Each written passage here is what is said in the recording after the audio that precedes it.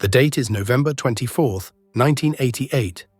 The air in the Richfield Coliseum is thick with the charged anticipation that only a Thanksgiving night of professional wrestling can produce. It is the second annual Survivor Series, a pay-per-view spectacle predicated on the grandest of eliminations. Tonight, 10 of the World Wrestling Federation's premier tag teams are set to clash in a monumental tag team survivor match. On one side, the villainous assembly of demolition, the Brainbusters, the Bolsheviks, the fabulous Rougeaus, and a golden-masked tandem known as the Conquistadors. Their adversaries, a cavalcade of crowd favorites, the Powers of Pain, the Rockers, the British Bulldogs, the Hart Foundation, and the Young Stallions. The crowd roars, a cacophony of support for their chosen gladiators, but a low murmur of curiosity, if not outright dismissal, hangs over one specific team. Who are these Conquistadors? Their golden bodysuits and faceless masks offered no clues. They were an enigma, and in the grand tapestry of the Federation's 80s roster, they were the very definition of enhancement talent. Jobbers, plain and simple, meant to fall swiftly and make others look good. No one, not a single soul in that arena or watching at home, expected them to last. The match descends into beautiful, calculated chaos. 10 teams, 20 men, a swirling vortex of body slams, drop kicks, and flying forearms. The teams of genuine star power begin to assert themselves. The Hart Foundation, a team already etched in the pantheon of tag team excellence, eliminates the dastardly Rougeaus. The Young Stallions, a team on the cusp of something more, are vanquished by the brutal Bolsheviks, who in turn fall to the youthful exuberance of the Rockers. The action is relentless, each elimination a dramatic punctuation mark on the larger narrative. The Brainbusters and the Rockers, consumed by their own burgeoning rivalry, brawl to a double disqualification, a stunning development that removes two of the most technically gifted teams from the equation.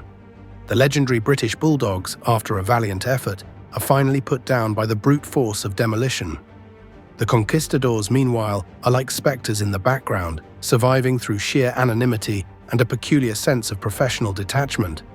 They are not the focus of the match, but they are not eliminated. They are the background players who refuse to leave the stage. As the body count rises, the disbelief starts to grow.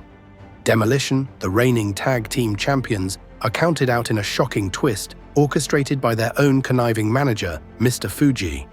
This leaves only two teams standing. The Powers of Pain, a monstrous duo of pure power and intimidation, and the last remaining member of the heel team, the Conquistadors. The entire arena collectively holds its breath. These nobodies, these golden-masked losers, had outlasted the British Bulldogs, the Hart Foundation, the Rockers, and the tag team champions themselves. It was a statistical anomaly, a testament to the unpredictable nature of professional wrestling. For a fleeting moment, the possibility of a Conquistador victory hangs in the air, as surreal as a dream. But the fantasy is just that.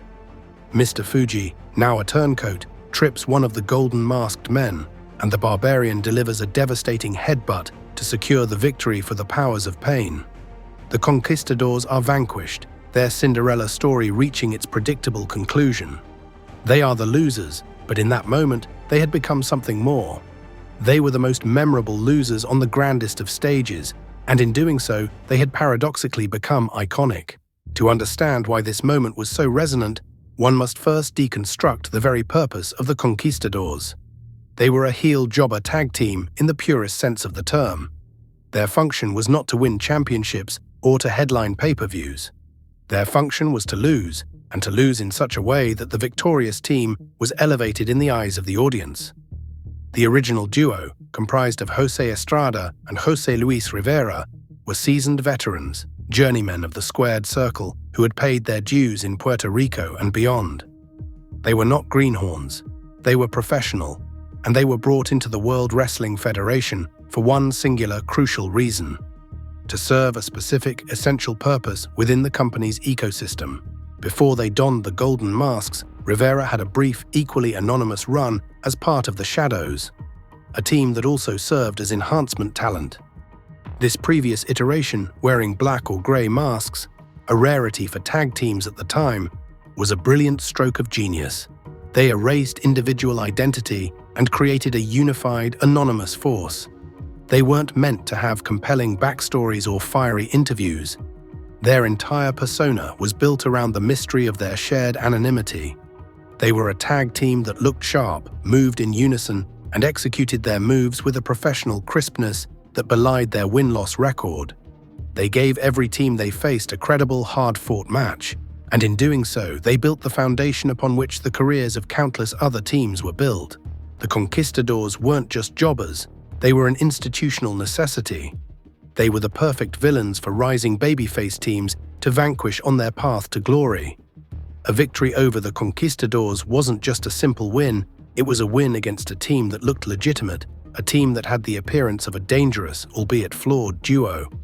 This made the victory mean something. Think of the Rockers, a team defined by their youthful energy and acrobatic prowess. Their rivalry with the Conquistadors, as brief as it was, served to showcase their superior talent.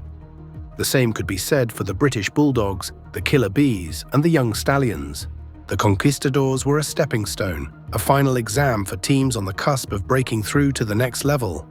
They were the benchmark, the gatekeepers of the mid-card, and in that capacity, they were invaluable. The story of the Conquistadors, particularly the original incarnation of Estrada and Rivera, is a masterclass in how to serve a purpose within a larger organization without ever being the star. They were the unsung heroes of the company, and in their own way, they were loved for it. And this brings us to the crux of the matter, the peculiar, almost paradoxical affection Vince McMahon held for them. The boss, a man known for his grand visions and larger-than-life characters, saw in the Conquistadors not a team of golden-masked losers, but a flawless, elegant solution to several of his business needs. First, and perhaps most importantly, they looked credible, but not dangerously so. The masks gave them a sense of menace and an air of professional legitimacy. They appeared as though they could win, even if they rarely did. This was the genius of their presentation. A team that looked too weak or too goofy would have done nothing to elevate their opponents.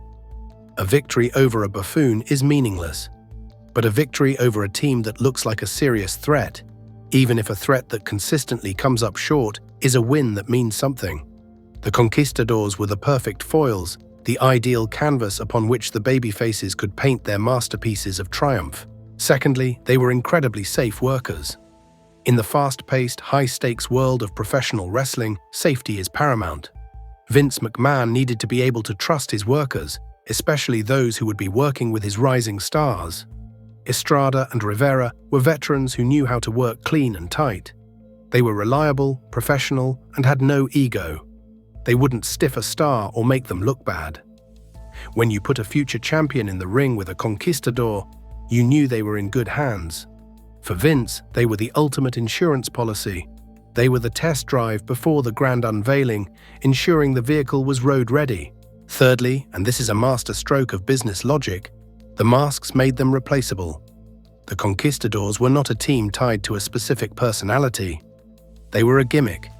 If one of the original members got injured or left the company, anyone of a similar build could be put under the mask, and the illusion would remain intact.